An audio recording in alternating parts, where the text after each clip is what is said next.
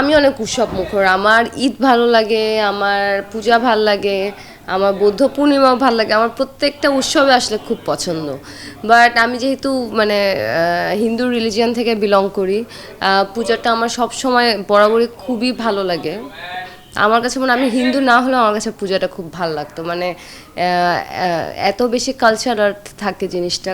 কিন্তু এইবার মনে হচ্ছে একটু মজা কম হবে, কারণ কাজের জন্য শপিংয়ে যেতে পারিনি।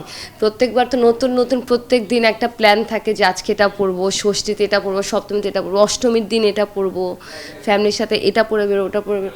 বাট এবার ফ্যামিলিকে একদমই টাইম দিতে পারিনি, এই পূজার সময় একটু টাইম দিব। লাস্টবার আমি ছিলাম কলকাতায়।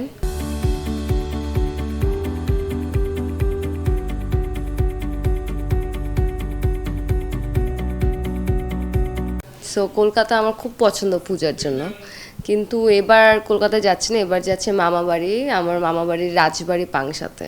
তো ওখানে আমার ফ্যামিলির আসলে জোট বেঁধে 20-25 জন যাচ্ছে, আমার সব কাজিনরা যাচ্ছে।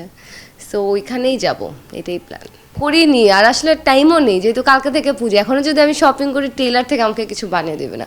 সো আমার পুরানো কাপড়ই পরতে হয় মনে হচ্ছে। খানিকটা না, একটু না, ভালোই মন খারাপ। গিফট পেয়েছি, কিন্তু আমার সবসময় ভালো লাগে আমি নিজে গিয়ে পছন্দ করে কিনবো। সবার গিফট আসলে গিফট আছে, আসলে নতুন কাপড় তো বাসে অনেক আছে, আমার অনেকগুলো শাড়ি আছে, চাইলে ওগুলো পরা যায়। কিন্তু পূজা উপলক্ষে যে একটা কেনা, সেই জিনিসটা আসলে কিনতে পারিনি কাজের প্রেশারে। আমার শাড়ি খুব পছন্দ, আর পূজাতে আমি শাড়িও পরি, কামিজও পরি, কিন্তু শাড়ি আমি বেশি প্রেফার করি।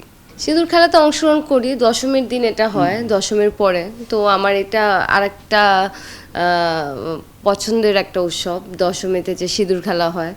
সো আমার কাছে খুব ভাল লাগে। আমরা সব একসাথেই থাকি, আমরা যে মামা বাড়ি যাচ্ছি সব একসাথেই যাচ্ছে, তো নিমন্ত্রণ এখানে থাকে না। ওখানে অনেক মজা হয়, অনেক হই হুল্লোড় হয়, অনেক গল্প হয়, অনেক আড্ডা হয়। বছরে তো এরকম আসলে সবাই সবার মতো বিজি থাকে। সো এই উৎসবের সময়টাই সবাই এক হতে পারে। ছোটোবেলার পূজায় অনেক মজা করতাম। ছোটোবেলার পূজায় সবার থেকে মানে প্রত্যেক দিন এক একটা নতুন নতুন জামা পরতে হতো। সবাই একটা একটা করে ড্রেস দিত, এত এত কাপড় থাকতো আমার।